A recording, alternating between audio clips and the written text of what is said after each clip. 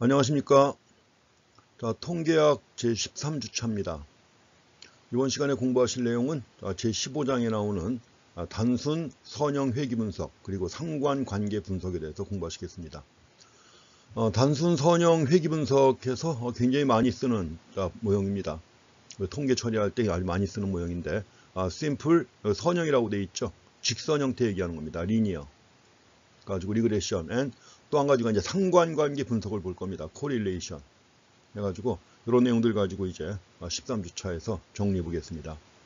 요거 공부하시고 나면 이제 그 16장에서 다중회귀 모형이 나옵니다. 독립변수가 여러 개일 때 다중회귀 분석이 나오는데 그렇게 해가지고 통계학 마무리하겠습니다.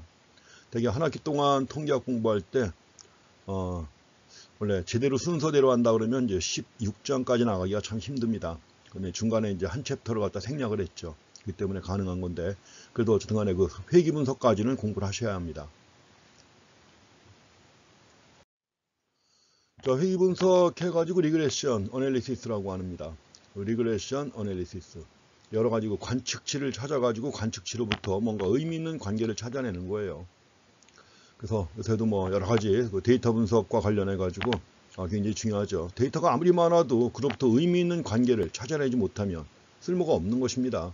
뭐 빅데이터 아니래 뭐 그 이상 되더라도 아무리 데이터가 많아도 잘 정리 분석해 가지고 의미 있는 관계를 찾아내지 못하면 의미가 없죠. 그래서 원래 그 데이터로부터 뭔가 의미 있는 관계를 찾아낼 때 이런 걸 데이터 마이닝이라고 하죠. 자, 데이터 마이닝인데 과거에는 정형화된 수치 데이터 가지고 의미를 찾아낸다 해가지고 데이터 마이닝만 강조가 됐는데 근래 들어와가지고는 뭐예요?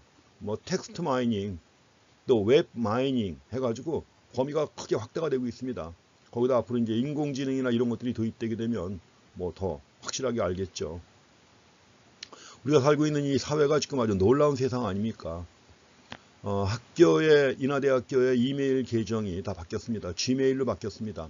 현재는 이제 이전 메일도 함께 쓰면서 하고 있는데 아마 조만간 이전 메일은 전부 다 이전이 끝나면 이전 트랜스퍼가 끝나면은 완전히 폐쇄가 되고 앞으로 G메일 사용합니다. 그래서 G메일 함에 이제 새로 계정이 만들어져 가지고 제 얼굴이 사진이 안 나와요. 사진을 갖다가 이제 넣으려고 몇 가지 한번 넣어봤더니 딱 뜹니다. 제가 이제 딴 걸 집어넣어 봤어요. 딴 걸 얼굴이 아니라 딴 걸 집어넣었더니 이건 사진 얼굴 사진이 아니라고 위에 딱 뜨는 거예요. 얼굴 사진이 아닙니다. 컴퓨터가 어떻게 알아요 그거를? 근데 다 알게 돼 있습니다. 그게 그만큼 이제 놀라운 세상이 된 거죠. 그리고 이제 또 예컨대 제가 사진 딴 걸 하나 집어넣으려고 성경에 나오는 그 장면을 갖다가 이제 그림으로 그린 게 있습니다. 그래서 그걸 집어넣었더니 거기 이제 사람이 여러 명이 나옵니다. 예수님이 제자들하고 밀밭 걸어가는 이 그림이에요. 그러니까 이제 그걸 갖다가 집어넣으려고 해가지고 집어넣으려고 했더니 또 한 사람이 아니라고 또 나오고요. 그러니까 참 놀라운 세상입니다. 그래서 지금 요새 뭐 텍스트 마이닝 해가지고 지금 경제학과 교수님들 중에서도 그 텍스트 마이닝 하고 있는 분들이 많이 있습니다. 그래서 여러 가지 텍스트니까는 뭐예요? 수치화된 이런 정형화된 데이터가 아니잖아요. 그렇죠. 여러 가지 뭐 신문이나 잡지에 나왔던 신문이나 잡지에 나온 단어들 그 단어들을 갖다가 분석을 해가지고 가장 많이 언급되고 있는 단어가 무엇인지 뭐 이런 것도 찾아냅니다. 찾아내고서 이제 사회 흐름이 어떻게 돼가고 있는지 이런 것들 거기다 또 웹 마이닝 해가지고 여러 가지 웹상에서 웹상이니까 주로 이제 뭐 트위터라든가 페이스북이라든가 이런 데서 사용된 단어들 이런 걸 분석을 해가지고 사람들 취향이 어떻게 변화하고 있는지 이런 걸 찾아내가지고 마케팅에 활용하는 것입니다. 그래서 이런 것도 있고 그래서 최근에는 그 데이터를 가지고 이제 주무르는 이런 사람들을 갖다가 한동안 뭐 데이터 마이닝을 하는 사람이다 하고 데이터 마이너라고 불렀는데 지금은 데이터 사이언티스트라고 불러요. 그만큼 데이터를 잘 다루는 게 중요합니다. 어떤 분야 일을 하든 간에 마찬가지입니다. 여러분들이 졸업한 다음에 어느 분야 일을 하더라도 데이터를 갖다가 잘 다루는 것은 굉장히 중요합니다. 정말 의미 있게 쓸 수 있고 또 데이터를 잘 다루는 사람은 분명히 앞으로 직장 생활에서 두각을 나타낼 그런 사람들인 걸로 저는 그게 확신합니다. 그래서 시간이 여유 있을 때 학교 다닐 때 그 데이터를 다루는 방법을 갖다가 잘 배워놓으시면 분명히 언젠가는 뜹니다. 그래서 이것뿐만 아니라 이제 기초통계학 공부하시는 거니까 이걸 바탕으로 해가지고 좀 더 전문적인 이런 그 데이터를 다루는 이런 것들을 갖다 학습을 해가지고 이 분야의 도사가 되면 분명히 여기저기서 다 요청이 올 겁니다. 요새 뭐 평생 직장이라는 게 없잖아요. 그렇죠. 그렇기 때문에 중간중간에 이제 뭐 그렇습니다. 직업 전문가들이 얘기하는 건데 외국의 직업 전문가들도 얘기합니다. 한 직장에 5년 다닐 생각하지 말라 이거요. 그래서 그냥 5년, 물론 5년 동안 놀면 안 되죠. 놀면 안 되고 5년 동안 일을 하면서도 자기의 능력을 꾸준히 개발해가지고 능력이 커지게 되면 어디선가 또 스카우트 제의가 들어올 것이고 그런 걸 하는 사람을 갖다 우리가 헤드헌터라고 하잖아요. 능력 있는 사람을 찾아내가지고 또 연결시켜주는 이런 역할. 분명히 좋은 기회가 많이 올 것입니다. 자, 회귀 분석의 정의 보겠습니다. 자, 일단 종속 변수하고 독립 변수가 있죠. 종속 변수는 뭐죠? 관심 있는 변수입니다. 관심 있는 변수. 오늘은 뭐 우리가 경제학과니까는 이제 뭐 다양한 모형들 많이 공부했죠. 벌써 수요함수, 생산함수 이런 것들 봤잖아요. 그렇죠? 자, 생산함수에서 종속 변수는 뭐죠? 생산량이죠. 생산량. 그래서 우리는 그 생산량의 크기에 관심이 있는 거 아니에요. 그럼 생산량에 영향을 미치는 여러 가지 변수들이 있죠. 이런 것들이 뭡니까? 독립 변수죠. 그래서 우리가 관심을 두는 변수는 종속 변수, dependent variable 해가지고 종속 변수고 그 종속 변수에 영향을 미치는 변수들이 바로 독립 변수입니다. 가지고 독립 변수라고 할 때 이제 independent variable 해가지고 종속 변수에 영향을 미치는 이런 변수들입니다. 이런 관계를 갖다 분석해야 되는 거죠. 그래서 이걸 분석하기 위한 통계 기법이 바로 회귀 분석입니다. 생산함수라든가 수요함수, 공급함수 같은 것들은 이제 학자들이 인과적, 그러니까 인과관계를 갖다가 추론한 거죠. 연역적 방법에 의해서 추론했고 그 추론한 결과를 가지고 다양한 분석을 통해서 관계가 있다고 여겨져 가지고 나온 겁니다. 자, 수요량은 뭐의 함수다, 공급량은 뭐의 함수다 이런 식으로. 그래서 그 과정에서 다 이런 그 실증 분석이 있었던 것입니다. 그러니까 지금 이론이 되고 한 거죠. 법칙이 되고 이론이 되고. 자, 이렇게 해가지고 종속 변수와 독립 변수들 간의 관계를 분석하기 위한 통계 기법이 회귀 분석이다. 회귀 분석에서는 독립 변수들에 기초해가지고 독립 변수는 여러 개가 있죠. 독립 변수들에 기초해가지고 종속 변수의 값을 예측하고자 하는 거죠. 그래서 이제 종속 변수 해가지고 우리가 뭐 관심 있는 종속 변수라고 할 때냐, 근데 인플레이션율 거시적으로 제일 큰 관심 있는 것 중에 하나 아니에요. 인플레이션율 또 근데 뭐 실질 GDP. 자, 실질 GDP를 갖다 결정하는 요인이 무엇인가 이런 것들 가지고 실질 GDP가 얼마나 증가할 것인지 예측도 하고 해야 되잖아요. 그 다음에 이제 범위를 좁혀보게 되면 예컨대 원자재 가격 같은 것도 관심거리 중에 하나죠. 중고차 가격 같은 것들 이런 것들을 갖다가 예측하기 위한 겁니다. 그래서 인플레이션율, 원자재 가격, 중고차 가격 이런 것들을 갖다가 종속 변수를 설정한 다음에 여기에 영향을 미치는 독립 변수의 값들을 분석을 해가지고 종속 변수의 값을 예측하기 위해서 사용되는 것입니다. 이제 종속 변수는 y로 표시합니다. 우리가 수학에서도 마찬가지 아니에요. 종속 변수 y로 표시를 하죠. 그 다음에 독립 변수는 x로 표시를 합니다. 근데 독립 변수가 여러 개가 있으니까 독립 변수들은 x1, x2, 또 xk까지 해가지고 이렇게 표시합니다. 종속 변수는 y. 그래서 이제 우리가 먼저 15장에서는 y와 x 간의 선형관계예요. 직선 형태입니다. 왜냐하면 종속 변수도 하나이고 독립 변수도 하나인 경우입니다. 그래서 두 변수 간의 선형관계에 있는 경우 1차 함수예요. 쉽게 얘기하면. 자, 1차 함수 해가지고 그 1차 함수 관계를 논의하는 게 단순 선형 회귀 모형이라고 합니다.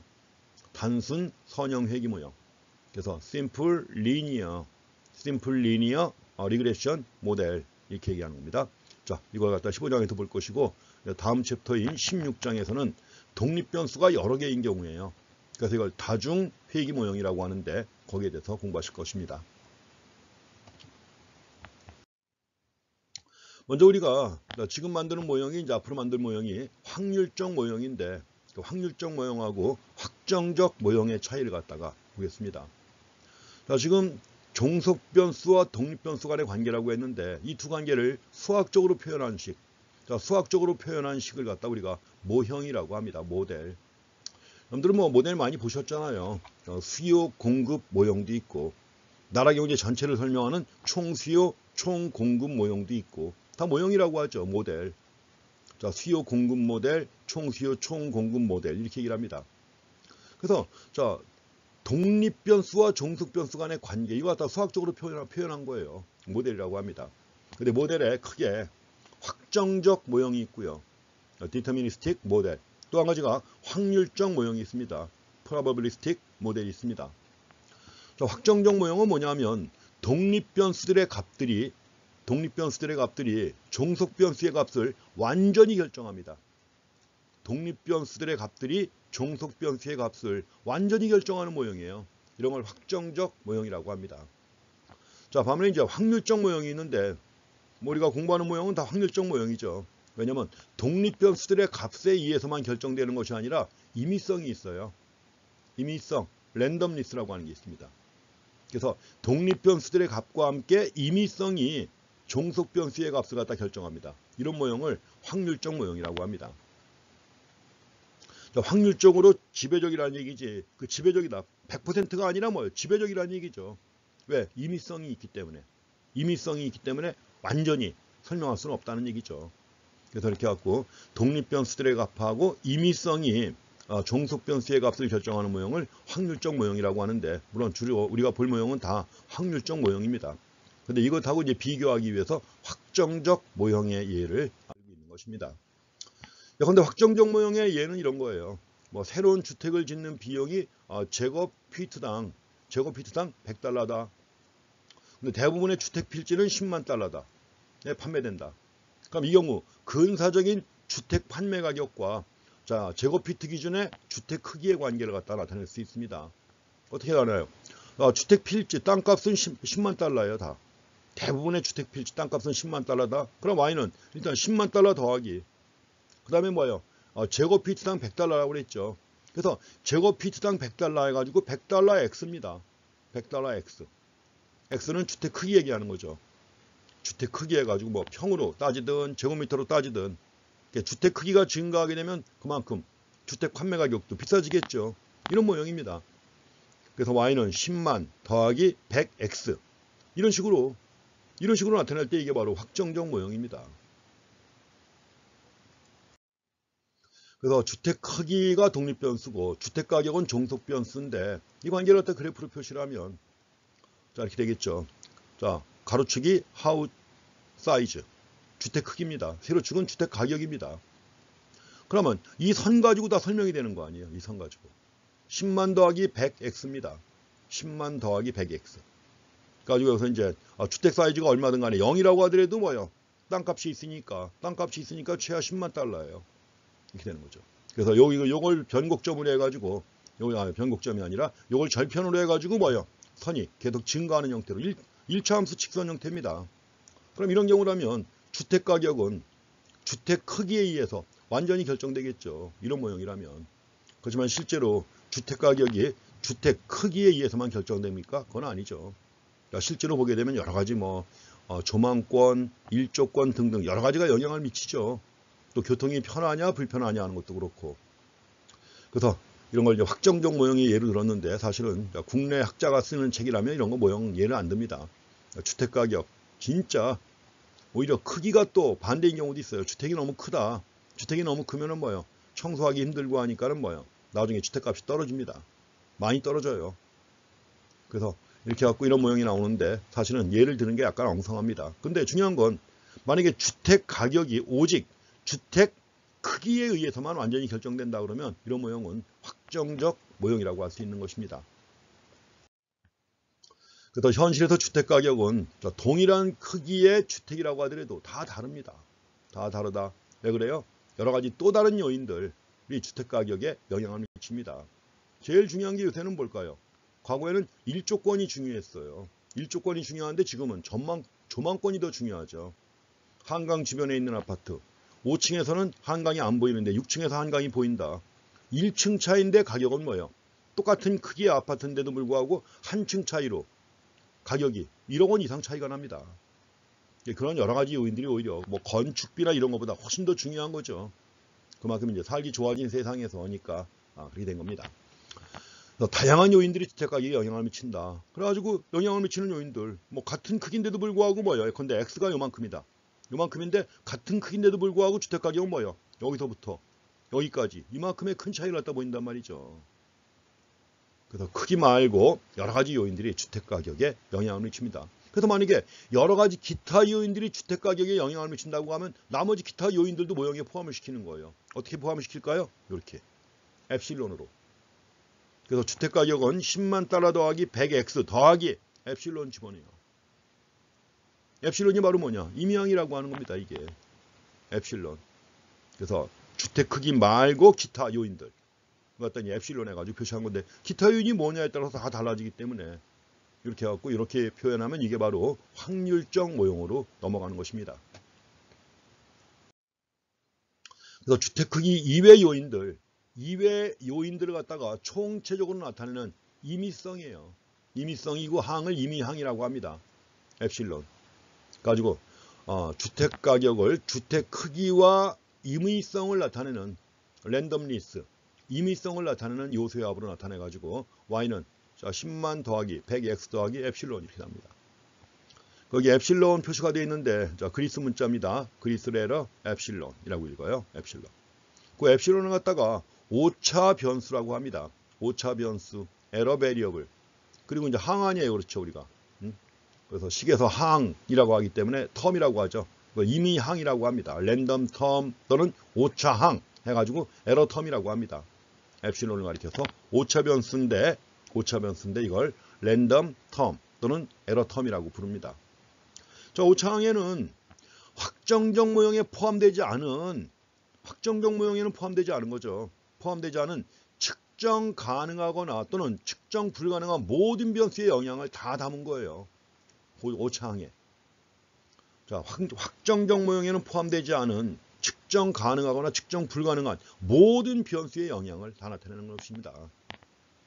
그래서 이제 우리가 앞으로 보겠습니다만, 회귀 모형은 확률적 모형입니다. 회귀 모형은 확률적 모형으로 정형화된다는 거 보시면 되겠습니다. 여기서는 단지 확정적 모형하고 확률적 모형을 비교하기 위해서 나온 것이고, 앞으로 보게 될 회귀 모형은 다 확률적 모형으로 정형화됩니다. 확률적 모형이니까 뭐가 포함돼요? 에러 텀 포함됩니다. 그럼 이제 가장 단순한 형태, 단순 선형이라고 했습니다. 자, simple linear 리그레션 모델이라고 그랬죠. 이거는 이제 종속 변수가 하나이고 독립 변수도 딱 하나인 경우입니다. 1차 함수예요. 가지고 종속 변수와 선형 관계를 가지는 회귀 모형을 단순 선형 회귀 모형이라고 합니다. 가지고 식으로 표시할 때 이렇게 표시를 해요. y는 베타 제로 더하기 베타 1x 더하기 엡실론. 뭐 식은 다 아시겠죠. y가 종속 변수고 x가 독립 변수입니다. y가 종속 변수, x가 독립 변수. 이렇게 되는 거죠. 그 다음에 앞에 붙은 개수가 있는데 앞에 붙은 개수의 베타 제로는 뭐예요? 절편이죠. y 인터셉트입니다. y 절편이고, 자, b1은 뭐예요? b1은 기울기죠. 슬롭. 직선의 기울기입니다. 직선의 기울기. 자, 슬롭 기울기라고 하는 것이고, 그 다음에 엡실론이 뭐예요? 에러 텀이에요. 엡실론은 에러 텀. 그래서 오차항이 되겠습니다. 이렇게 해가지고 이게 단순 선형 회귀 모형의 가장 단순한 값이에요. 우리가 할 일은 뭘까요? 이제 베타 제로가 얼마인지, 베타 1이 얼마인지 알아내면, 데이터를 가지고 분석을 해서 알아내면 이 식을 만들 수 있을 것이고, 식을 만들게 되면 뭐예요? 어떤 특정한 x값을 집어넣었을 때 y가 얼마가 나올지 예측할 수 있는 거죠.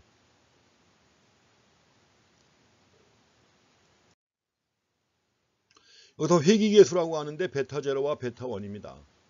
그래서 회귀계수 베타 제로, 베타 1은 이게 모수예요. 모수. population 파라미터입니다. 자, 모수기 때문에 알려져 있지 않아요. 알려져 있지 않으니까 어떻게 해야 될까요? 데이터로부터 추정해야 되는 겁니다. 데이터로부터 추정한다. 자, 이렇게 해서 베타 제로, y 인터셉트인 베타 제로하고 기울기 베타 1인데 이건 추정을 해야 돼요. 기울기니까 결국 뭐예요? 런 라이즈죠. 런 라이즈 해가지고 이게 바로 슬롭 기울기입니다. 그래서 y는 베타 제로 더하기 베타 1 x 더하기 엡실론 해가지고 이걸 우리가 추정해서 알아내야 되는 것입니다. 그래갖고 이걸 알아내면 이 관계식을 명확하게 도출하면 예측이 가능해요. 이제 이걸 통해서. 그럼 이제 자, 회귀계수를 추정하는 방법 보겠습니다. 자, 단순 선형 회귀 모형의 모수 베타0와 베타1은 각각 표본 데이터를 통과하는 직선의 절편과 기울기죠. 자, 베타0는 절편, 베타1은 기울기입니다. 기울기에 의해서 추정된다. 그럼 이때 자, 표본 데이터를 통과하는 직선의 절편, 직선으로 구했을 때 이게 바로 이제 B0입니다. 베타0가 아니라 B0로 구체화돼요. 기울기도 마찬가지로 B1으로 구체화되는데 B0와 B1은 자, 표본의 점과 관측치예요, 다들. 관측치들을 통과하는 가장 대표적인 직선을 갖다 구하게 되는데 자, 표본의 점과 직선 간의 차이, 이게 뭐예요? 편차 아니에요, 편차. 자, 수직으로 봤는데 y값입니다. 수직으로 봤을 때 자, 직선하고 선 간의, 점하고 직선 간의 차이예요. 차이가 바로 편차고, 그 편차를 갖다가 제곱해가지고 자, 편차를 갖다가 제곱한 값을 다 합쳐서 그 값을 최소화하는 거예요. 최소화하는 직선을 갖다 구합니다. 이런 방법을 뭐라 그래요? 최소 자승법 또는 최소 제곱법이라고 하는 거죠. 앞에서 나왔던 겁니다. 그래서 자, 표본의 점과 관측치예요. 관측치하고 직선 간의 차이를 제곱한 다음에 합합니다. 합한 다음에 그 값을 어떻게 한다? 최소화하는 거예요. 자, 관측치와 직선 간의 차이, 즉 편차를 제곱한 다음에 합친 값을 최소화하는 직선을 갖다 구하는 겁니다. 이런 방법을 최소 자승법 또는 최소 제곱법이라고 하는 겁니다. 리스트 스퀘어스 메서드 해가지고 LSM이라고 하는 약자 쓰기도 합니다. 최소 자승법. 자, 이렇게 해가지고 여기에 있어야만 이걸 통해서 식을 정확하게 구할 수 있습니다. 그럼 이제 최소 자승법에 의해서 구해진 직선의 식은 어떻게 표시하느냐? 이때 이건 y hat이라고 합니다. y가 아니라 y hat. 자, 최소 자승법에 의해서 구해진 직선입니다. y hat은 b0 더하기 b1 x죠. b0 더하기 b1 x 이렇게 표시합니다. 이제 자, 최소 자승법에 의해서 구해진 직선의 식이 있죠. y hat equal b0 더하기 b1 x. 이걸 최소 자승선이라고도 하고 라인입니다. 라인 또는 이걸 갖다가 회귀선이라고도 합니다. 리그레션 라인이라고 해서 회귀선이라고 그래요. 그래서 지금 b0하고 b1을 구할 때 어떻게 한다고 했죠? 최소 자승법.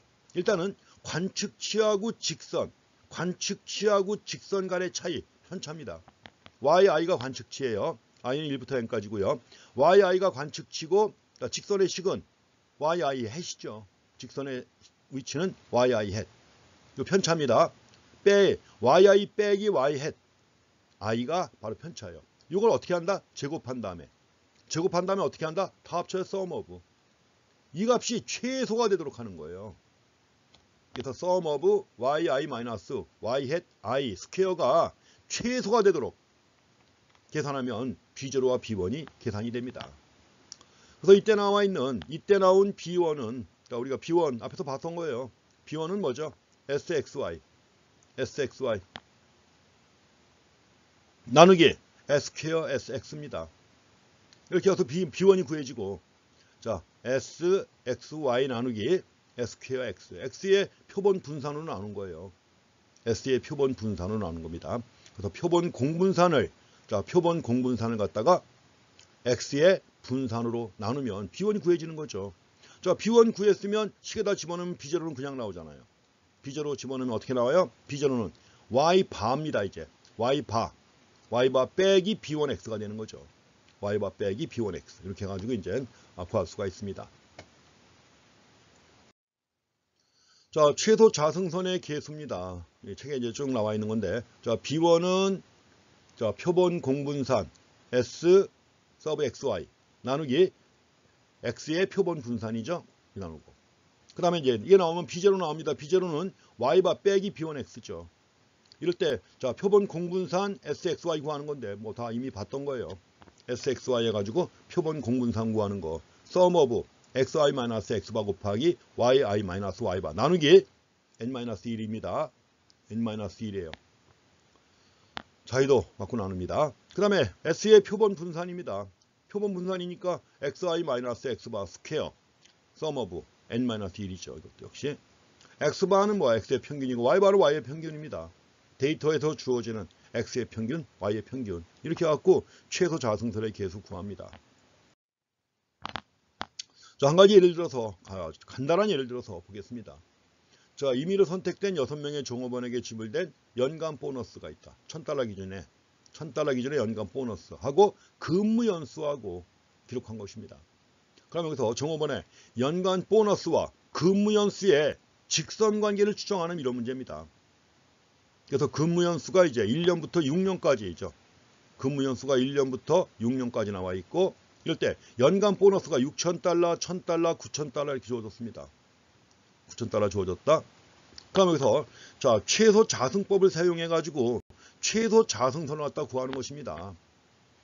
자, 최소 자승선 구할 때, 자, B1은 어떻게 구한다고 그랬죠? B1은 자, 표본 공분산 나누기 X의 분산이죠. 그래서 2.114 나왔고, 이게 나오니까 B0는 Y바, Y의 평균, Y 평균, 그 다음에 빼기 B1 X바입니다.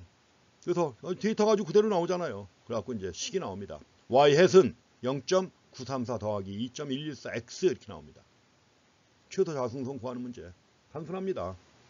가지고 연간 보너스와 근무 연수의 관계. 그럼 이게 만약에 이 관계가 정확하다면 예컨대 그거 예측할 수 있잖아요. 내가 만약에 10년을 근무한다면 연간 보너스를 어느 정도나 받을 것인가. 예측이 가능합니다. X에다 뭘 집어넣어요? 10을 집어넣어요. X에다가 10을 집어넣게 되면 뭐예요? Y가 얼마가 될지 대충 알 수 있잖아요.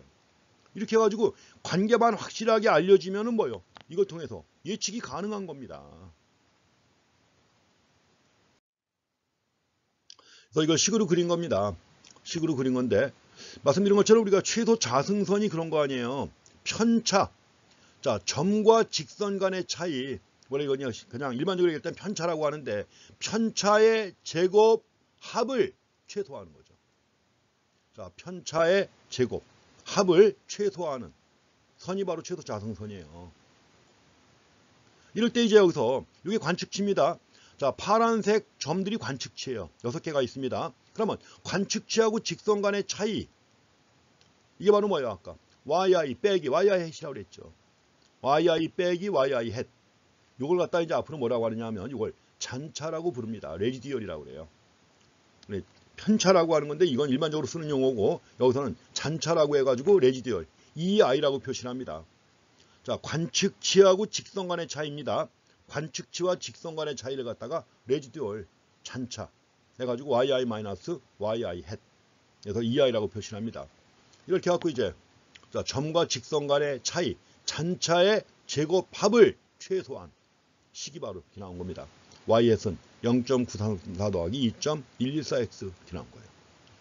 자, 여기서 그래프 그려가지고도 또 확인해 볼 수가 있습니다. 어차피 이게 무슨 선이에요? 이게 최소 자승선이에요. 최소 자승선 또는 뭐라고 그래요? 회기선이라고 합니다. 최소 자승선 또는 회기선이라고 불러요. 또 한 가지 예가 있습니다. 현대 소나타 중고차의 주행거리와 가격. 주행거리하고 가격이 관계가 있겠죠. 근데 여기 현대 소나타 중고차인데 갑자기 북미의 딜러들이 나오네요. 북미의 딜러들.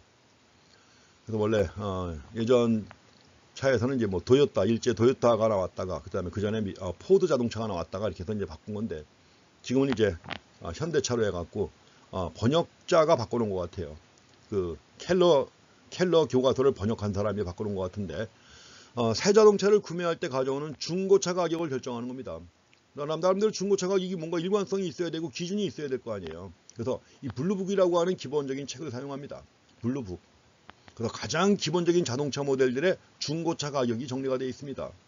이 블루북을 중심으로 해가지고 예컨대 뭐 사고가 몇 번 더 났을 때 뭐 어떤 문제가 있을 때 가격은 얼마 다운되고 얼마 뭐 이런 것들 다 기준이 있어요. 가지고 이런 것들을 중심으로 해가지고 여러 자동차 모델의 다양한 가격을 제시합니다. 그래서 여기서 이제 중고차 가격은 여러 중고차 딜러들의 중고차 공급원인, 최근의 중고차 경매에서 가장 최근의 중고차 경매에서 지불된 평균 가격이 있죠. 여기에 기초해 가지고 가격이 결정되는 겁니다. 하지만 이제 중고차 가격에 가장 크게 영향을 미치는 것 중에 하나가 중고차의 주행거리라고 하는 겁니다.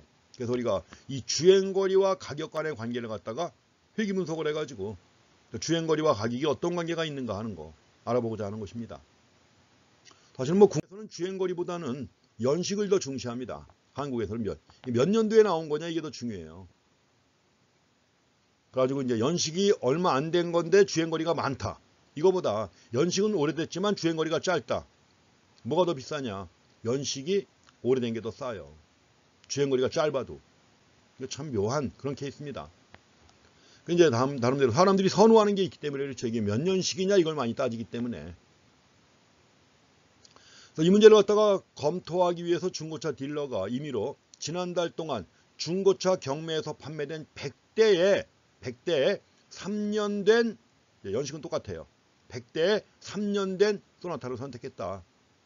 가지고 중고차의 가격 1000달러 기준의 가격하고 주행거리 1000마일 기준의 주행거리를 기록했다. 자, 사이트에 나와 있습니다. 그럼 여기서 이제 딜러가 알고자 하는 게 뭐예요? 가격과 주행거리 간의 관계, 이걸 알고자 하는 겁니다.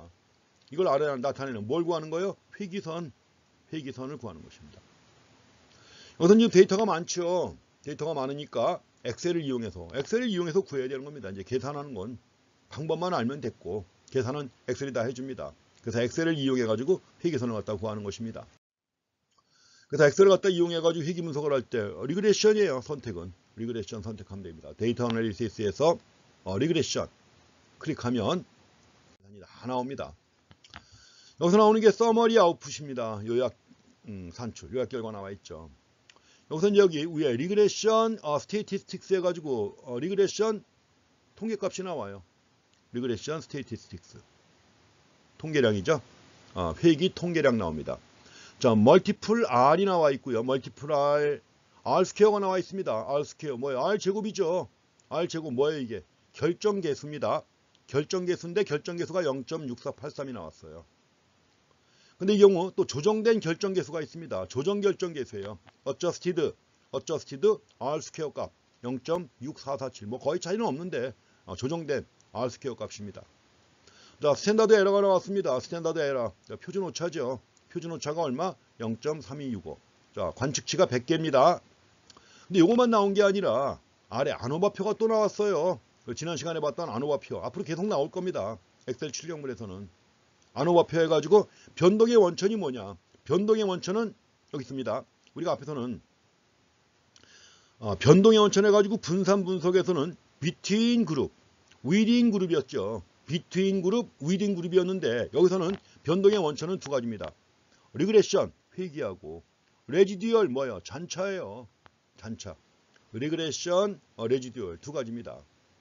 가지고 이제 리그레션 해가지고 자유도가 나왔고 DF 자유도입니다. 자유도가 나오고 아래 토탈 나왔습니다. 이게 바로 뭐예요? 제곱합이죠. 제곱합. SS. 자, 회귀 제곱합이에요. sum of squares. 이게 sum of squares 해가지고 SS입니다. 자, 회귀 제곱합이 나왔고 잔차 제곱합이 나왔습니다. 그 다음에 이제 이건 평균이죠. 평균 제곱합. MS입니다. 자, mean squares에서 나왔고.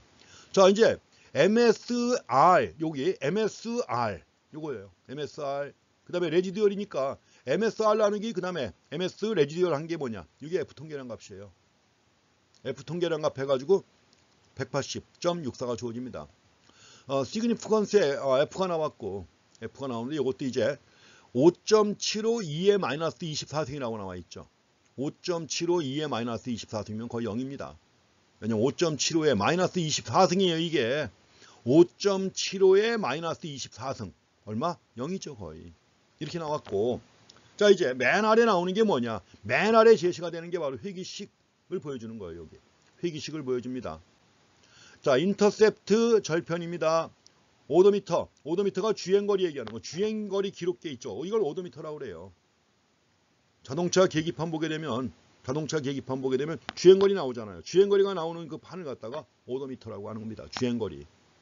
그래서 이제 자, 인터셉터하고 주행거리. 자, 계수가 나옵니다. 코에피시언 계수. 인터셉트는 얼마? 17250인데 1000달러 단위라고 그랬죠. 17,250이에요. 17,250달러. 그 다음에 이제 오도미터 해가지고 주행거리당 계수가 얼마요? 0.0669. 여기다 1000 곱하면 어떻게 될까요? 1000 곱하면 66.9센트씩 떨어진다는 얘기죠. 66.9센트만큼씩 가격은 떨어진다 이겁니다. 자, 스탠다드 에러 나와 있고요. T 통계량이 나와 있습니다. 이건 이제 다 써먹을 거예요. 뒤에 가면. P 값도 나와 있습니다. P 값은 뭐예요? 마이너스 98승, 마이너스 24승 얼마예요? 0이에요. 0입니다. 그래서 이거 갖다 분석한 결과 일단 식으로 만들 수 있죠. 요걸 가지고 식을 만듭니다. Y 햇은 B0 더하기 B1X인데 자 17,250달러 빼기 0.0669X입니다.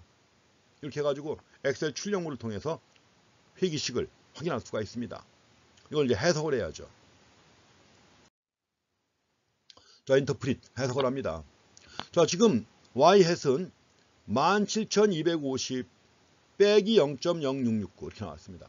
원래 17.250이라고 돼 있죠. 그냥 그대로 쓴 겁니다. 근데 아까 단위가 1000이었기 때문에 제가 17,000이라고 하는 건데 어쨌든 나와 있는 것은 17.250으로 나왔습니다. 그럼 기울기 계수가 중요하죠. 이게 뭐예요? 0.0669 마이너스입니다. 기울기가. 당연히 주행거리가 늘어나면 주행거리가 많아지면 중고차 값은 떨어지잖아요. 떨어지는 거니까. 그래서 추가적인 주행거리 1마일당 중고차 가격은 0.0669달러 또는 6.69센트만큼 감소하는 것입니다. 1마일당 중고차 가격은 6.69센트만큼 감소한다는 거예요. 근데 절편 B0가 나오는데 B0 17,250이 나왔는데 이게 그러면 주행거리가 0일 때 가격 아니에요. 주행거리가 0일 때 가격이라고 해서 세차 가격이냐? 절대 아닙니다. 왜냐하면 우리가 데이터는 뭐예요? 자, 주어진 데이터의 범위 안에서만 의미가 있는 거예요. 자, 수집한 데이터가 예컨대 데이터가 주행거리 제일 작은 거 제일 높은 거 그 사이에서만 의미가 있는 거예요. 그렇기 때문에 절편이 17,250이라고 해서 주행거리가 0일 때 즉 세차 가격이 17,250달러다. 그게 아닙니다. 그거 주의하셔야 돼요. 자, 데이터에 우리가 수집한 데이터에 주행거리가 0인 경우는 있어요, 없어요? 없습니다. 포함되어 있지 않죠. 그래서 Y절편은 아무런 의미가 없다는 것입니다. 그래서 우리가 수집한 데이터의 주행거리 범위 내에서만 의미가 있는 거예요.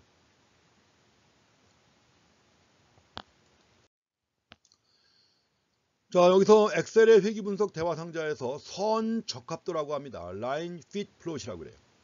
선 적합도.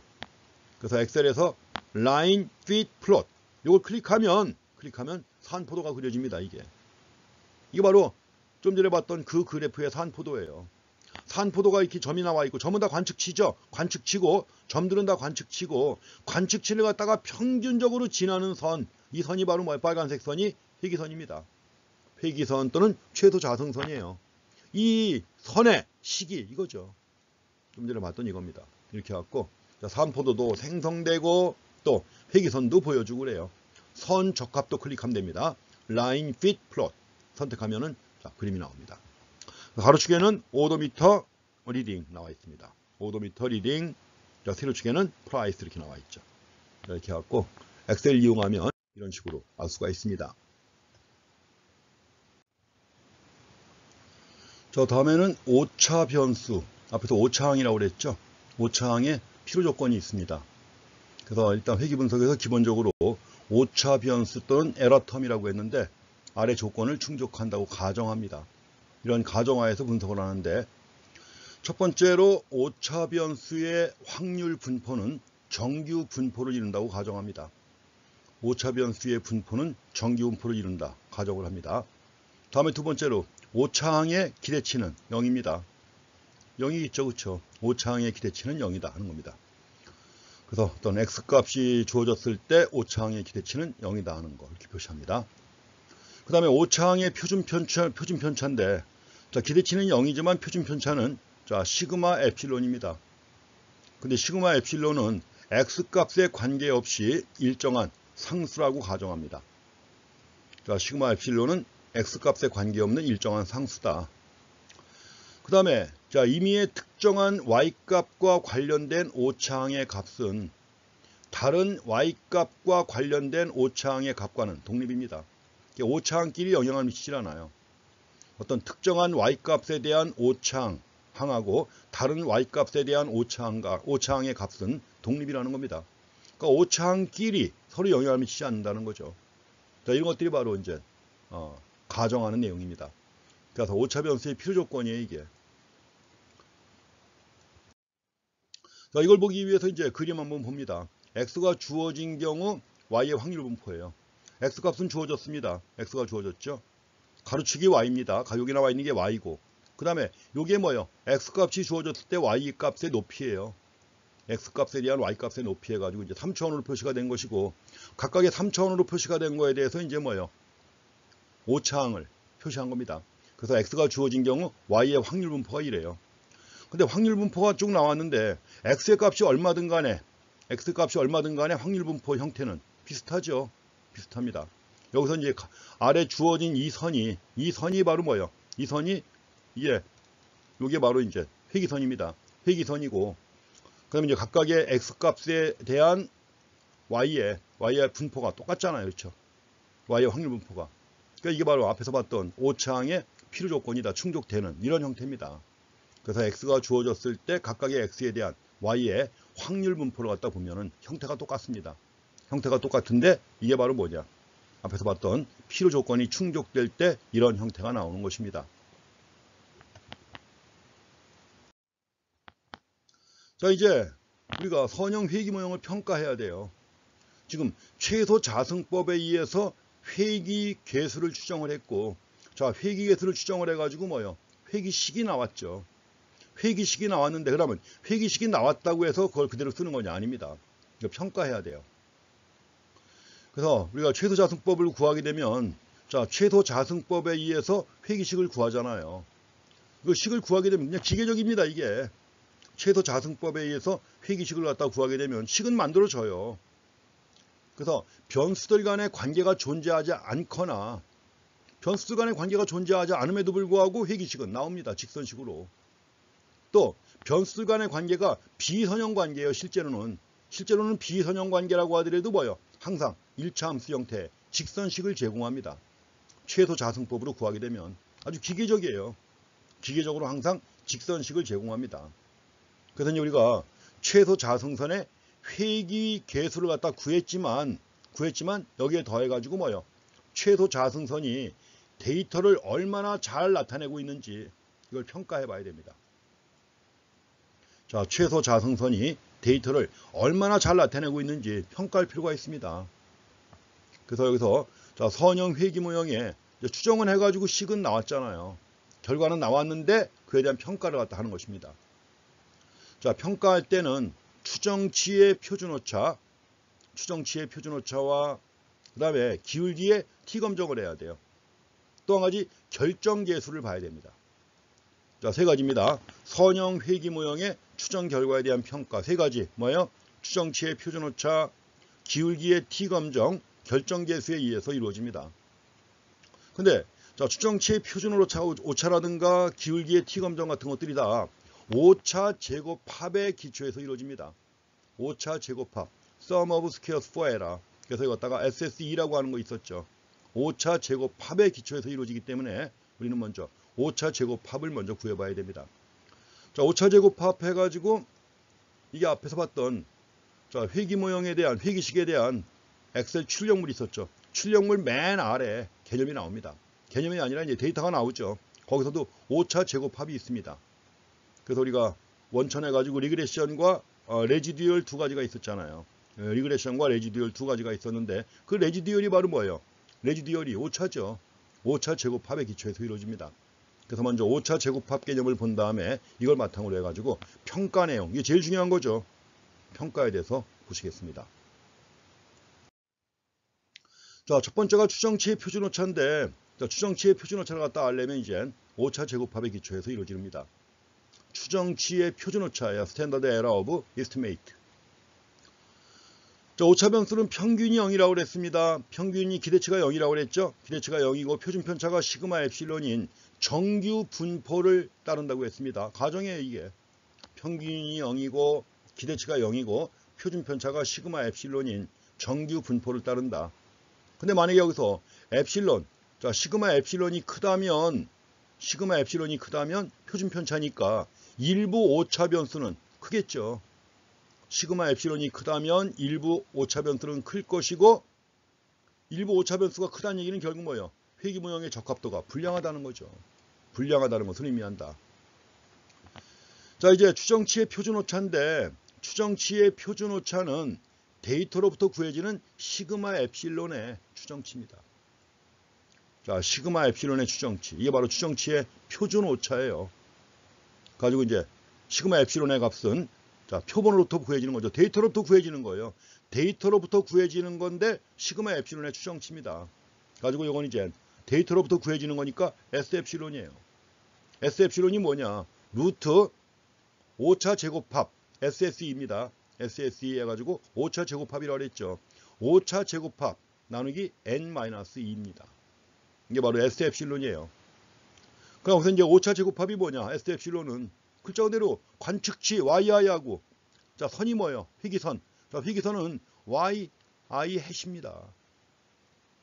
이게 바로 편차라고 그랬죠. 앞에서 우리가 YI 빼기 YI 햇. 일반적으로 얘기할 때는 편차라고 했고, 그 다음에 아까 우리가 본 엑셀 출력물에서는 뭐라 그랬어요? 잔차라고 그랬죠. 잔차, 레지듀얼 해가지고 잔차라고 했고, 그 잔차를 제곱한 값을 다 합친 거예요. 잔차를 제곱한 값을 갖다가 썸오브 다 합친 것이 바로 뭐예요? 이 5차 제곱합이에요. 그래서 말은 5차 제곱합이라고 하는데, 5차 제곱합이라고 하는데 의미를 갖다 보게 되면 결국 뭐예요? 잔차의 제곱합 또는 일반적으로 얘기할 때는 편차의 제곱합을 얘기하는 것이죠. 이게 바로 5차 제곱합입니다. 이게 sum of yi-yi hat square 이렇게 해서 이걸 구하는 것이고, 이걸 n-2로 나눈 다음에 제곱근 구한 게 바로 뭐예요? 이게 S 엡실론이에요. 이 관계 좀 확인하시기 바랍니다. 그럼 여기서 S 엡실론이 작다. S 엡실론이 작다는 말은 결국 뭐가 작다는 얘기예요? SSE가 작다는 거죠. SSE가 작다는 것이고, SSE가 작다는 것은 결국 뭐냐? 회귀 모형의 적합도가 양호하다는 것입니다. S 엡실론 값이 작다. 그 말은 곧 SSE가 작다는 것이고, 회귀 모형의 적합도가 양호하다는 것을 의미하는 것이죠. 자, 그래서 우리가 S 엡실론이 바로 뭐냐? 스탠다드 에러입니다. 이게 아까 봤던 엑셀 출력물이에요. 아까 나왔던 거 똑같은 겁니다. 여기서 스탠다드 에러가 나오죠.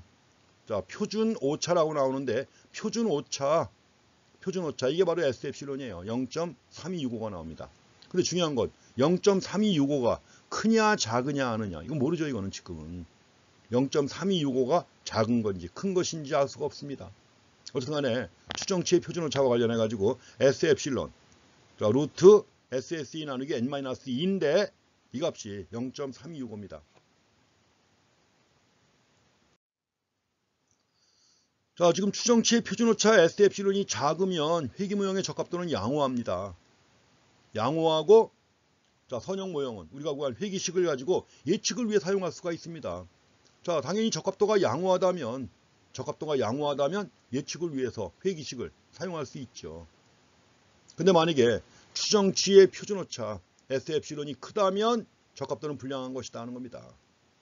그럼 이게 크냐 작으냐 하는 건 어떻게 하느냐 하는 건데, 자, 추정치의 표준오차는 종속 변수의 표본 평균 Y바와 비교하여 평가합니다.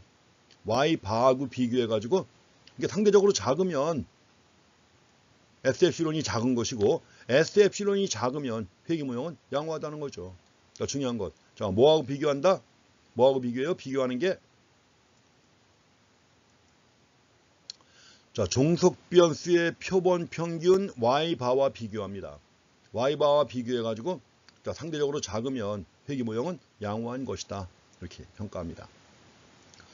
그래서 여기서도 또 한 가지, 그 추정치의 표준오차가 작다 또는 크다고 하는 절대적 기준은 없어요. Y바와 비교한다고 했지만 뭐요? 작다 크다는 절대 기준은 없습니다. 절대 기준이 없다면 따라서 뭐요? 따라서 자, 추정치의 표준오차는, 자, 추정치의 표준오차 가지고도 지금 우리가 회귀 모형의 적합도를 평가할 수 있지만, 자, 추정치의 표준오차는 회귀 모형의 적합도를 평가하는 절대 척도로 사용될 수 없다는 걸 주의하셔야 됩니다. 이거 중요합니다. 절대 척도로 사용될 수 없다는 거예요. 물론 크다 작다 하고 회귀무형이 양호하냐 아니냐 평가하지만 추정치의 표준오차는 회귀무형의 적합도를 평가하는 절대 척도로 사용될 수 없다는 거, 이 점 주의하셔야 됩니다. 그래서 또 한 가지 해야 돼요. 지금 뭐냐, 기울기의 T 검정을 해야 합니다. 테스팅 오브 슬로프. 자, 두 변수 간에 만약에 선형관계가 존재하지 않는다. 두 변수 간에 선형관계가 존재하지 않는다면 회기선의 기울기가 0이라고 기대가 되겠죠. 회기선의 기울기가 0이라고 기대가 됩니다. 따라서 두 변수 간에 선형관계가 존재하는지를 검토하기 원할 때, 이럴 때는 회기선의 기울기가 0이 아닌지 검증하는 겁니다.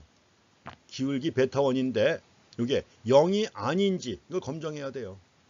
그래서 이것 다 기울기의 T 검정이라고 하는 겁니다. 가설을 설정합니다. 가설은 뭐예요? 베타1이 0이 아니다. 대립가설입니다. 베타1이 0이 아니다. 그럼 귀무가설은 베타1이 0이다 하는 것이죠. 그럼 이제 자, 검정을 하려면 검정 통계량이 있어야 되는데, 검정 통계량. 오차 변수의 필요 조건들이 충족된다. 앞에서 네 가지 봤었죠. 오차 변수의 필요 조건들이 충족되면 확률 변수 B1은 기울기입니다. B1은 기대치가 베타1이에요. 기대치가 베타1이고 표준 편차는 시그마 B1입니다. 시그마 B1인데 시그마 B1은 뭐냐? 자, 시그마 엡실론 나누기 루트 n-1 곱하기 x의 표본 분산입니다. 이렇게 돼요.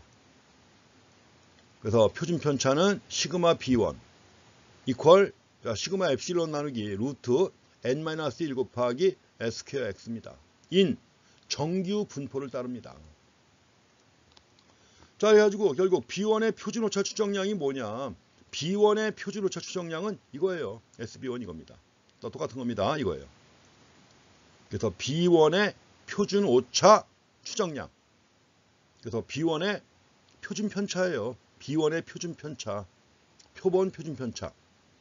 해가지고 이제 시그마가 아니라 이제 시그마는 모르니까 뭐예요? 시그마는 모르니까 표본에서 구한 SB1 이퀄 S 엡실론 나누기 루트 n-1 곱하기 S² x죠. 그렇기 때문에 이제 자, 어떻게 되는 거예요? B1 빼기 통계량 값입니다. 검정 통계량 값인데 검정 통계량은 뭐예요? B1 빼기 베타1. 우리가 앞에서 봤던 것처럼 x바 마이너스 뮤 나누기 루트 n분의 시그마, 항상 그걸 조금씩 다 변형시켜 나가는 거예요. x바 마이너스 뮤 나누기 루트 n분의 시그마 가지고서 이제 B1 마이너스 베타1이 되는 것이고, 분모에는 SB1이 되는 겁니다. 자, T 분포를 갖게 돼요. T 통계량이에요. T 검정을 합니다. T 통계량이고 자유도는 n-2인 자유도는 n-2인 T 분포를 따릅니다. 그래서 통계량이 바로 T 통계량입니다.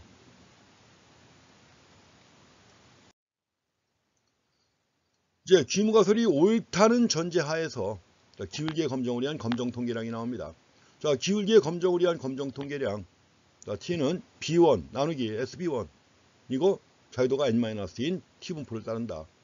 자, 검정 통계량입니다. B1 나누기 SB1이에요. 자, 기각력 구합니다. 자, 기각력은 뭐예요? 기각력은 자, 지금 양측 검정이죠. 양측 검정이기 때문에 기각력은 자, 마이너스 T 서브 2분의 알파보다 작거나 아니면 T가 T 서브 2분의 알파보다 크거나 두 가지가 기각력입니다. 이거보다 작거나 이거보다 크거나 이게 기각력이에요. 자, 기각력은 이렇고 그 다음에 자, 신뢰 구간 추정량도 구하죠. 자, 신뢰 구간 추정량도 간단하게 나오죠. B1 플러스 마이너스 T 서브 2분의 알파예요. 2분의 알파 곱하기 SB1 이렇게 나옵니다. 자유도는 n-2일 때. 그래서 B1 플러스 마이너스 T 서브 2분의 알파 곱하기 SB1. 이게 바로 신뢰 구간 추정량입니다.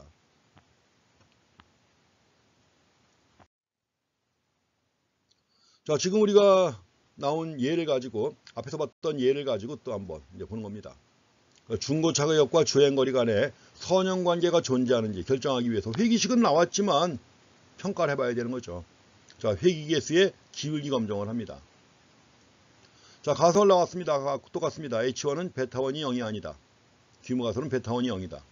5% 유의 수준을 설정합니다. 그럼 기각력은 뭐예요? 자, T가 마이너스 T 서브 2분의 알파보다 작다는 거 아니에요. 그러니까 마이너스 t 서브 2분의 알파는 마이너스 t 서브 0.025죠. 2분의 알파니까 알파가 0.5입니다. 0.05입니다. 0.0255. 이 값은 얼마냐? 자유도가 98입니다. 98일 때 값이 얼마냐? 자, 마이너스 1.984. 마이너스 1.984. 그럼 당연히 반대의 경우 t는 또 뭐보다 커야 돼요? 1.984죠. 그래서 우리가 기각력은 t가 마이너스 1.984보다 작거나 아니면 t가 1.984보다 큰 게 바로 기각력이에요.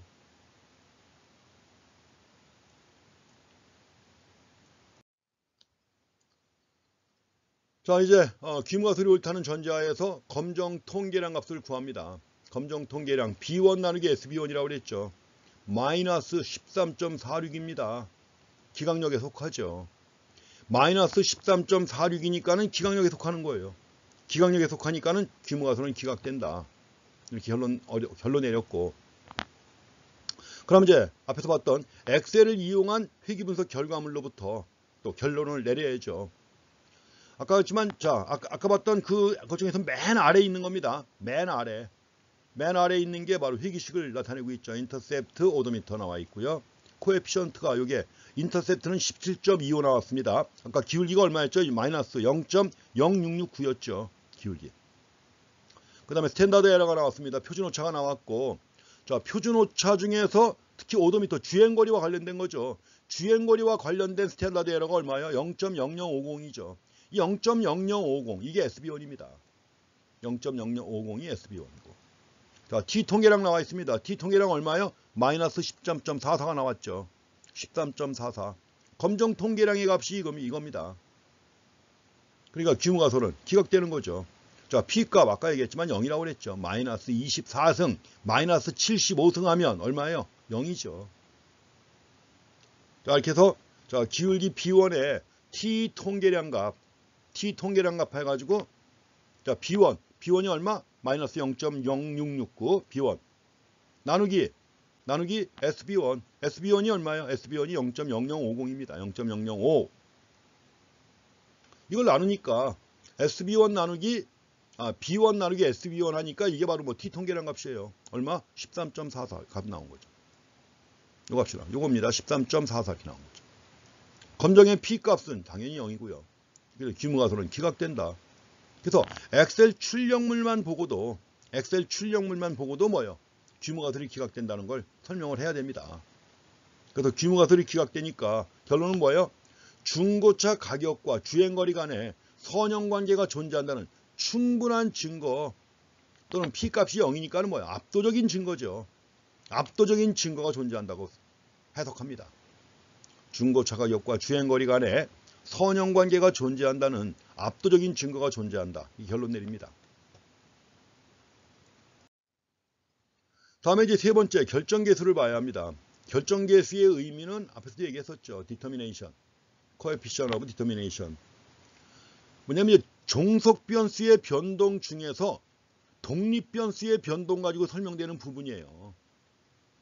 그래서 이 결정계수가 특히 선형관계의 강도, 방향이 아닙니다. 강도예요. 결정계수는 선형관계의 강도를 측정하는 매우 유용한 척도입니다. 강도를 측정한다. 자, 결정계수 R스퀘어로 표시한다 그랬죠. 대문자 R스퀘어. 소문자 R은 뭐예요? 상관계수예요. 소문자 R은 상관계수고 결정계수는 상관계수의 제곱인데 대문자 R스퀘어로 표시합니다. 가지고 이제 상관계수의 제곱이니까 어떻게 하면 돼요? R스퀘어는. 자, 표준 공분산이죠. 표준 공분산. 그래서 S퀘어 XY 제곱이니까 S퀘어 XY 곱하기 뭐예요? S퀘어 X 곱하기 S퀘어 Y 이렇게 되는 겁니다. 이게 결정계수예요. 요 식은 좀 기억해 두시는 게 좋을 거야. 워낙 많이 쓰니까 R스퀘어. 그래서 표본 공분산, 자, 표본 공분산 나누기 X의 분산 곱하기 Y의 분산 이렇게 구하는 겁니다. 자, 또는 이게 제일 중요합니다. 이게 R스퀘어는 이거예요.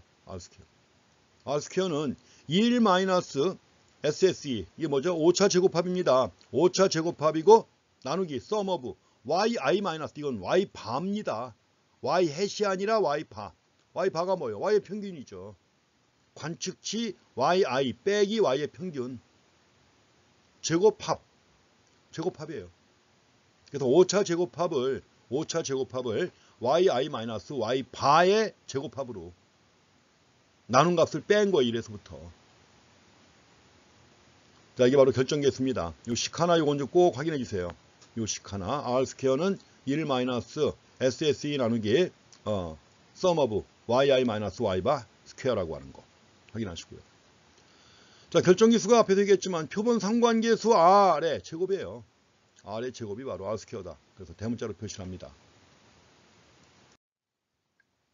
자, 결정계수가 뭐라 그랬죠? 설명되는 변동이라고 그랬죠. 자, 지금 Y의 총변동이 나옵니다. Y의 총변동은 이게 관측치예요. 이게 관측치. 관측치고 여기 식은 요 식은 뭐예요? 식은 Y 헤드로 표시했었죠? Y 헤드로 표시했던 것이고 그 다음에 요게 뭐냐? 요게 Y 더블바입니다. Y 더블바. 뭐 Y의 평균이죠. 더블바가 아니라 Y 바죠. 평균. 그럼 이게 전체 변동인데 이게 전체 변동이에요. 전체 변동인데 전체 변동을 둘로 나눌 수 있죠. 하나는 뭐예요? yi 마이너스 yi 햇. 요게 햇입니다. 햇을 표시한 거죠. 요 부분하고. 그 다음에 요 아랫부분 yi 햇하고 y 바하고 둘로 구분해요. 둘로 구분한다. 그래서 이때 전체 변동, 총 변동은 뭐예요? yi 마이너스 y 바가 총 변동이죠. 그래서 총 변동의 제곱합. 이건 뭐냐? yi하고 yi 햇 제곱의 합. 하고 yi 햇 여기 들어갑니다. 똑같이 들어가는 건데 요게 바로 이제 요 위에 거예요. yi 마이너스 yi 햇 요 위에 거고 그 다음에 오른쪽 거는 뭐예요? 아래 겁니다. 아래 거. 아래 것이 여기에 나가는 거죠. yi 햇 마이너스 y 바 스퀘어 합. 두 개를 더한 게 총변동이란 말이에요. 그래서 우리가 총변동을 토탈 sum of squares TSS죠. TSS인데 이걸 둘로 구분한 거예요. 하나는 뭐예요? 5차 제곱합 SSE하고 또 한 가지는 회귀 제곱합 SSR. 자, 총변동은 5차 제곱합 더하기 회귀 제곱합 SSR을 더한 겁니다. 가지고 총변동을 나누면 이렇다. 자, 이제 그림까지 그려가지고 정확한 의미 보셨습니다. 그럼 이제 결정계수의 의미를 갖다 이거 갖고 설명할 수 있습니다. 지금 말씀드린 것처럼 Y의 총변동은 회귀선에 의해서 설명되는 변동과 오차에 기인하여 설명되지 않는 변동으로 분해가 됩니다. 오차. 그래서 회귀선에 의해서 설명되는 변동. 이게 바로 SSR이죠. SSR이고 또 그다음에 오차 제곱합은 뭐예요? 오차에 기인하여 설명되지 않는 변동이란 말이에요, 이게. 그래서 SSE는 sum of squares for error. 오차 제곱합입니다. 오차 제곱합. 가지고 이것은 오차에 기인해서 설명되지 않는 Y의 변동이에요. X 가지고 설명되지 않는 Y의 변동입니다. 반면에 회귀제곱합은 뭐예요? sum of squares for regression. 회귀제곱합. 이게 바로 독립변수의 X의 변동에 의해서 설명되는 Y의 변동이란 말이에요. 독립변수의 X의 변동에 의해서 설명되는 Y의 변동을 측정하는 것입니다. 그러니까 결국 R스퀘어가 뭐냐? 설명되는 부분이 얼마큼 되느냐 이거예요. 그래서 R스퀘어는 식 봤었죠? 1 마이너스 SSE 나누기 sum of yi 마이너스 y 바 스퀘어 했는데 결국 뭐예요? SSE는 SSE 1 마이너스 SSE입니다. 1 마이너스 SE. 1은 뭐예요? 1은 총변동이죠. 1이라는 게 총변동 아니에요. 그러니까 결국 요걸 다시 정리하면 TSS 빼기 SSE이고 나누기 아래에 있는 게 뭐예요? 역시 총변동이죠. 1이니까 총변동 요 1이 바로 뭐예요? TSS 나누기 TSS 이렇게 보시면 돼요. TSS 나누기 TSS. 그래서 결국 TSS 빼기 SSE. 그 다음에 분모는 뭐예요? TSS. 그럼 이거 뺀 값이 뭐예요? SSR이고. 설명되는 부분. 그대로 글자 그대로 TSS고. 그러니까 총 변동 중에서 독립변수의 변동에 의해서 설명되는 비율이 얼마냐 이겁니다. 독립변수의 변동에 의해서 설명되는 변동의 비율. 이게 커야 되는 건 당연한 얘기죠. 자, 결정계수의 정확한 의미를 이해하셔야 됩니다. 결정계수는 Y의 총 변동 중 회귀선에 의해서 설명되는 변동의 비율입니다. 설명되는 변동이에요. 설명되는 변동의 비율이 바로 결정계수입니다.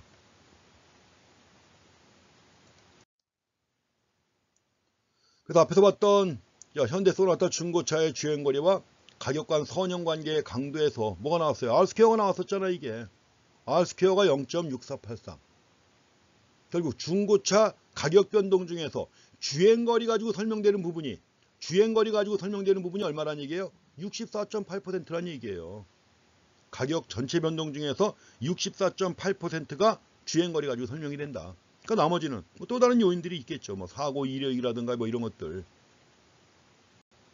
이렇게 해서 결정계수가 이런 의미가 있다는 것을 확인하시기 바랍니다. 그래서 전체 R스퀘어 값이 0.6483이다. 판매 가격 변동의 64.83%가 주행거리 변동 가지고 설명이 된다. 나머지는 오차 변수에 기인하는 거죠. 나머지는 오차 변수에 기인하는 것이고 주행거리 가지고는 설명되지 않는 가격 변동입니다. 당연히 R스퀘어 값은 어디에 가까워야 돼요? 1에 가까울수록 모형은 양호하죠. R스퀘어 값이 1에 가까울수록 모형은 더 양호하게 데이터를 갖다 적합시키는 것입니다. 그래서 만약에 R스퀘어가 1이라면 100% 설명이 되는 거죠. 완벽한 선형관계입니다. X하고 Y 간에 완벽한 선형관계가 존재한다는 것이고, 이럴 때 만약에 우리가 산포도 그려보게 되면 회기선상에 모든 데이터가 100% 회기선상에 존재하는 거예요. 그래서 모든 데이터가 100% 관측치가 회기선상에 존재하면 R스퀘어가 1이 되는 것입니다. 반면에 R스퀘어가 0이라면 X하고 Y 사이에는 선형관계가 존재하지 않는다. 전혀 존재하지 않는 거죠. R스퀘어가 0이라면 아무런 관계가 없어요. 독립변수하고 종속변수 간에 아무런 관계가 없는 거예요. 선형관계뿐만 아니라 아무런 관계가 존재하지 않을 때 R스퀘어가 0이 되는 것입니다. 자, 좀 전에 우리가 이제 상관계수라고 했습니다. 자, 결정계수 해가지고 선형관계의 강도를 알 수 있다고 그랬죠. 자, 상관계수의 검정입니다. 자, 상관계수에 대해서 우리 앞에서 본 바가 있습니다. 자, 상관계수는 두 변수 간의 선형관계를 검정하기 위해서 사용되는 역시 통계량입니다. 자, 상관계수는 로로 표시했었죠. 물론 알려져 있지 않습니다. 그래서 표본 상관계수 R에 의해서 추정합니다. R은 뭐예요? R은 표본 공분산 SXY 나누기 뭐예요? S의 표본 표준편차 곱하기 Y의 표본 표준편차 가지고 구하는 겁니다. 이렇게 구하는 거죠. 그래서 이 표본 상관계수, 표본 상관계수는 모 상관계수가 0인지, 즉 로가 0인지를 검정하기 위해서 표본 상관계수를 사용합니다. 모 상관계수가 0인지, 즉 로가 0인지를 검정하기 위해서 표본 상관계수를 사용합니다. 자, 모 상관계수에 대한 가설입니다. 로는 0이 아니다. 대립가설이고 로가 0이다. 귀무가설입니다. 자, 검정 통계량은 T 통계량입니다. T 통계량 해가지고 R 곱하기 루트 N-2 나누기 1-R 스퀘어입니다. 자유도가 N-2인 T분포를 따른다. 그래서 두 변수가 이별량 정규 분포를 따르면 T 통계량은 자유도가 N-2인 T 분포를 따릅니다. 자, 두 변수가 이별량 정규 분포를 따르면 T 통계량은 자유도가 N-2인 T 분포를 따른다는 거. 자, 이렇게 해가지고 이걸 통해서 이제 검정 통계량 계산해 볼 수 있습니다. 물론 기강력도 정해야죠. 자, 좀 전에 본 거에 대한 선형관계를 가지는지를 검정하기 위한 또 하나의 방법이 상관계수의 검정이에요. 가설은 좀 전에 세웠죠. H1이 로가 0이 아니다 하는 것이고, 자, 검정 통계량은 T 통계량입니다. 자유도가 N-2인 T 통계량. 자, 기강력이 설정됩니다. 자, T가 마이너스 5%입니다. 5%이기 때문에 T가 뭐예요? 마이너스 T 서브 2분의 알파보다 작거나 또 T가 T 서브 2분의 알파보다 크거나 이게 기강력이에요. 근데 아까 우리가 현대 소나타와 관련해 가지고 나왔었지만 이 값이 얼마예요? 1.984죠. 기강력은 자, T가 마이너스 1.984보다 작거나 T가 1.984보다 크거나 이거예요. 그럼 검정 통계량 값, 자, T를 갖다 구했습니다. T 값을 갖다 구하니까 얼마가 나와요? 마이너스 13.44가 나옵니다. 그러면 13.44는 기강력에 속하죠. 마이너스 10.344가 기각력에 속하는 거죠. 따라서 귀무가설은 기각된다. 이런 결론이 나오는 겁니다. 자, 이렇게 해가지고 상관계수의 검정에 관한 내용을 또 확인하셔야 됩니다. 상관계수의 검정.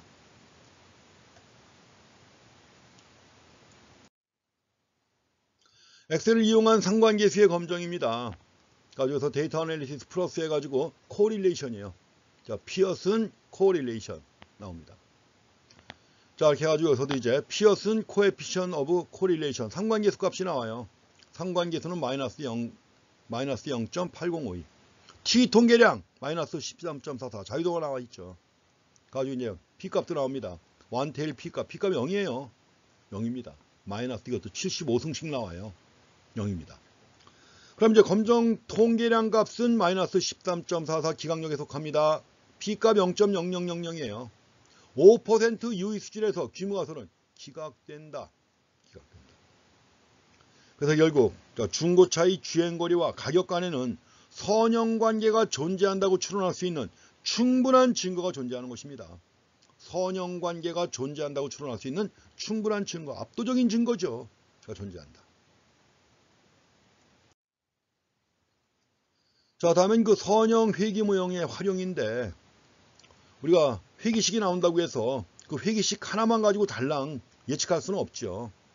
자, 회기식을 가지고 예측하게 되면, 그러니까 회기식이 나온 다음에 x값을 대입하면 y 예측값이 나오잖아요. 그럼 그 y 예측값이 과연 정확한 예측값일까요?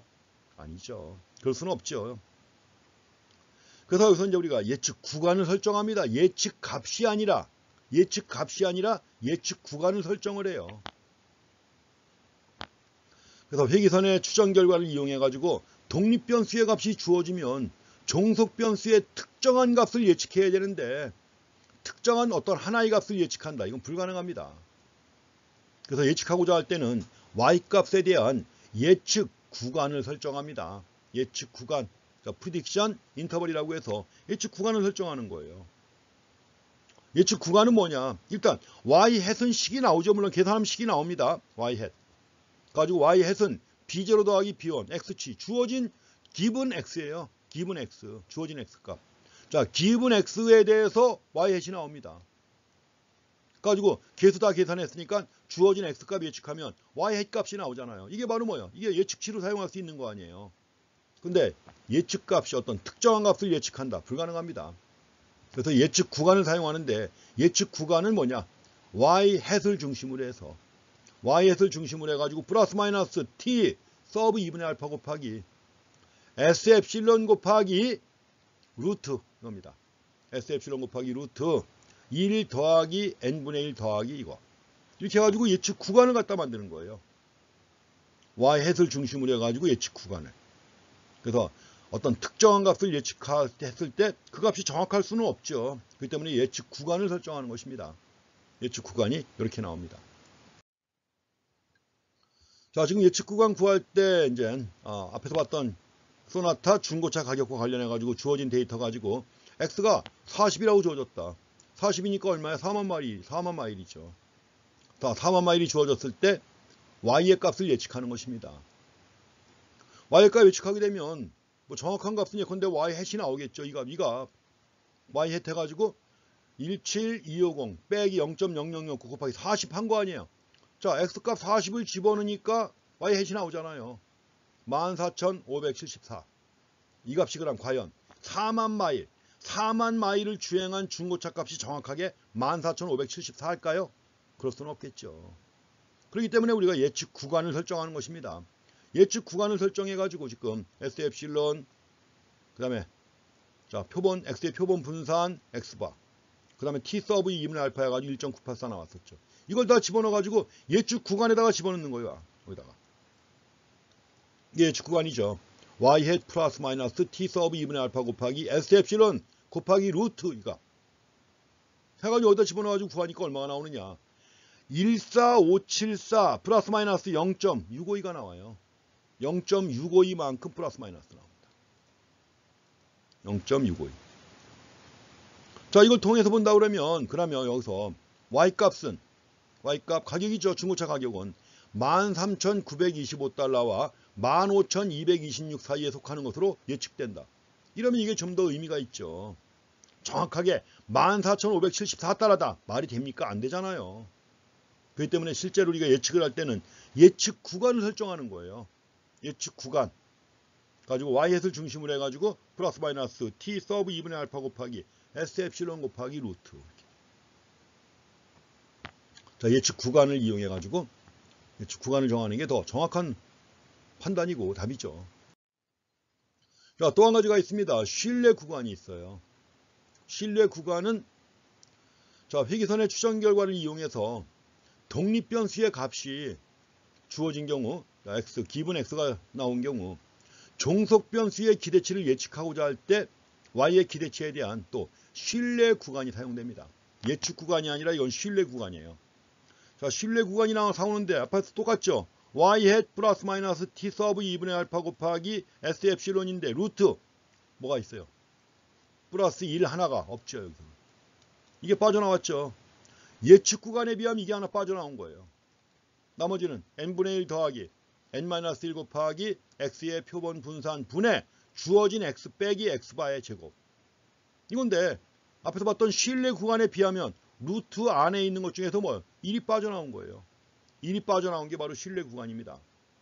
신뢰 구간이 사용된다. 그래서 앞에서 봤던 거 가지고 신뢰 구간 구했습니다. 1 빼고서 신뢰 구간 구한 거예요. 1 빼고 y바 해가지고 신뢰 구간 구했습니다. 그러니까 값이 얼마가 나와요? 14574 더하기 빼기 0.076이 나옵니다.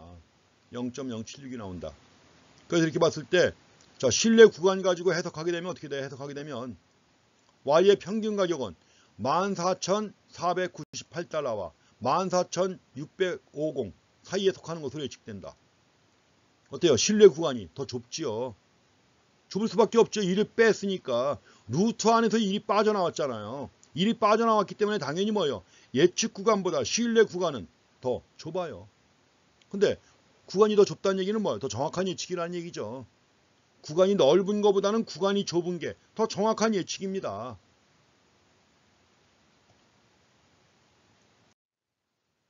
그래서 자, 두 가지 비교한 것입니다. 예측 구간에는 플러스 1이 있고요. 신뢰 구간에는 플러스 1이 없습니다. no 1. 그래서 주어진 x값에서 y값을 예측하는 것이고 여기서는 주어진 x의 값에 y의 기대치를 예측하는 거예요. 이게 차이입니다. 주어진 x의 값에서 y의 기대치를 예측하는 것이다. 신뢰 구간이. 그래서 신뢰 구간이 더 좁아요. 이거보다 더 좁다 이렇게 표시한 겁니다. 좁다. 신뢰 구간이 더 좁다. 그래서 예측 구간하고 신뢰 구간을 비교한 내용입니다. 자, 이렇게 해가지고 주어진 x의 값과 신뢰 수준 하에서 주어진 x의 값 그리고 신뢰 수준 하에서 y의 기대치에 대한 신뢰 구간, 이건 기대치에 대한 신뢰 구간이라고 그래요. 기대치에 대한 신뢰 구간 추정치는 예측 구간보다 구간이 더 좁아요. 더 좁다. 그래서 이거는 뭐냐면 개별값을 예측하는 경우보다 평균값을 예측하는 경우 있죠. 개별값을 예측하는 경우보다 평균값을 예측하는 경우에 오차가 더 적기 때문이라는 거죠. 더 적다. 루트 안에 1이 빠져나왔 없는 것만큼 적은 거죠. 예측 구간은 넓지요. 신뢰 구간은 좁습니다. 구간 추정치인 신뢰 구간은 좁다. 비교도 확인하셔야 됩니다. 그래서 엑셀을 갖다 이용해가지고 프리딕션 인터벌입니다. 프리딕션 인터벌. 예측 구간이 나온 거죠. 예측 구간 해가지고 predicted value가 나왔고 기대치입니다. 14,574가 나왔습니다. y햇이에요. y햇. 그 다음에 여기 prediction interval 해가지고 그냥 계산 다 해가지고 결과만 보여주는 거예요. prediction interval 해가지고 lower limit, upper limit 요 사이입니다. 이게 바로 예측 구간이에요. 예측 구간이고 아래에 있는 것은 interval estimate of expected value예요. 자, 기대치에 대한 추정 구간입니다. 14,498, 14,650 이게 바로 뭐예요? 이게 신뢰 구간입니다. 요 위에는 예측 구간이고 이게 신뢰 구간이에요. 그래서 신뢰 구간이 더 좁게 나옵니다. 그래서 엑셀을 통해서 명령어 입력하고 클릭하면 결과물을 보여줘요. 자, 프리딕션 인터벌. 사실 이런 것들은 전산실에서 엑셀 프로그램 열고서 다 한 번씩 해봐야 되는 거예요. 주어진 데이터 넣고서 해석하고. 또 재밌습니다, 그게. 왜냐면 엑셀 지금 굉장히 쉬워요. 그냥 클릭만 하면 됩니다. 클릭만. 명령어 입력하고 이게 거의 없어요. 그래서 그렇게 해봐야만 이제 실제로 실전에서도 활용할 수 있는 건데 좀 약간 아쉽긴 합니다.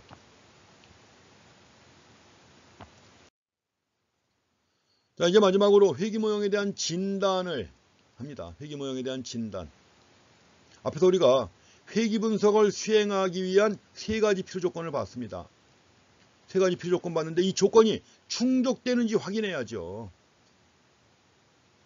자, 세 가지 필요 조건 뭐예요? 오차 변수는 정규 분포를 따른다.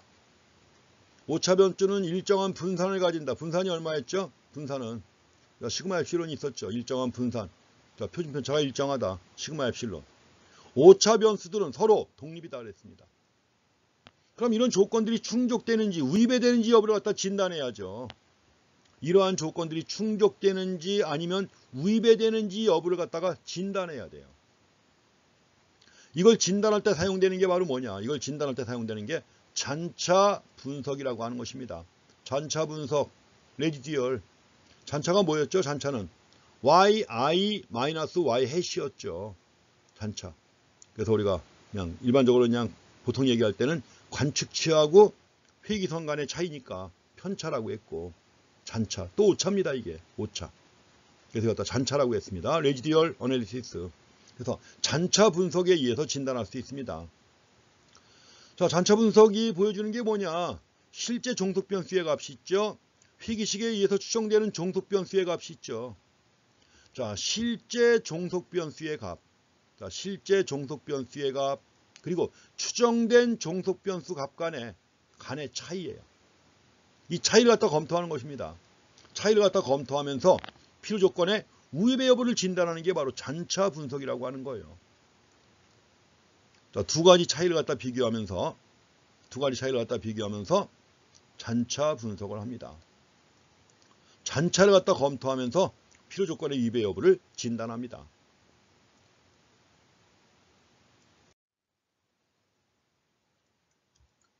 잔차 분석입니다. 레지듀얼 어널리시스. 엑셀은 이제 또 회귀 분석의 한 부분으로 잔차들을 계산합니다. 그래서 엑셀을 갖다 이용한 회귀 분석을 수행할 때 잔차와 표준 잔차를 선택합니다. 레지듀얼하고 그 다음에 뭐예요? 스탠다드 레지듀얼. 표준 잔차입니다. 자, observation 해가지고 관측치예요. 관측치 해가지고 observation. 이부터 쭉 나옵니다. 그 다음에 이제 predicted 예측값이 나오죠. 예측값. 각각의 관측치에 대한 예측값입니다. 가지고 이러한 그 잔차들, 레지듀얼과 레지듀얼, 잔차, 레지듀얼하고 그 다음에 스탠다드 레지듀얼. 자, 이걸 이용해 가지고 오차 변수가 정규 분포를 따르는지, 오차 변수의 분산이 일정한지, 오차 변수들이 독립인지 다 검토합니다. 잔차를 사용해서 분석을 하는 거예요. 그만큼 회귀 분석에서 바로 뭐예요? 잔차 분석이 매우 중요한 의미가 있는 거죠.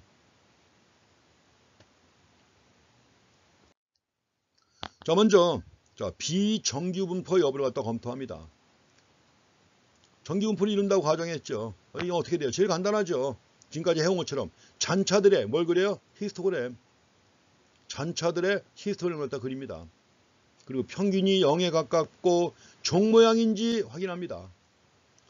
앞에서 봤던 예에서 잔차 히스토그램 그림이 이렇습니다. 자, 비정규 분포 아니죠. 그래서 정규 분포라고 하는 조건은 충족되는 것으로 확인이 됩니다. 자, 다음엔 분산에 관한 얘기입니다. 분산이 일정하다고 그랬죠. 일정하고 똑같다고 그랬습니다. 이럴 때는 어떻게 하면 될까요? y-을 x축으로 나타냅니다. y-이 여기 그린 거예요.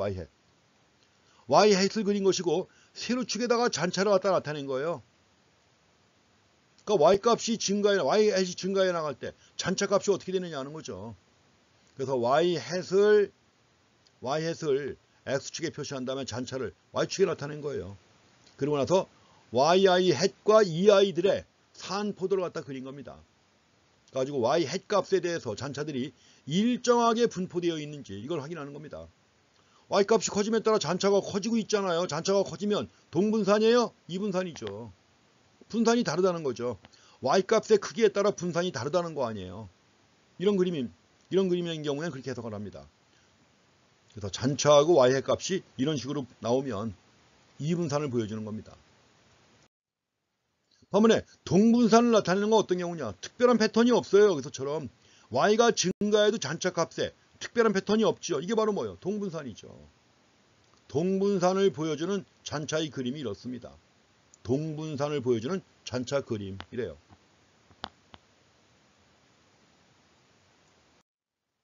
자, 다음에 이제 오차 변수의 비독립성을 확인해야 합니다.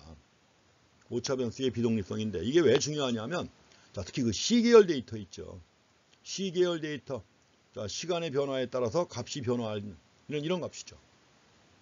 그래서 시계열 데이터의 경우에 만약에 오차항들이 동태적으로 시간의 흐름에 따라 상관관계를 갖게 되는 경우 있죠. 이럴 때 오차항들은 자기상관 오토 코릴레이션이라고 합니다. 오토 코릴레이션 해가지고 자기상관 또는 계열상관이라고 그래요. 시리얼 코릴레이션을 가진다 이렇게 얘기합니다. 자, 특히 중요한 게 시계열 데이터에서 중요한 거죠, 이게.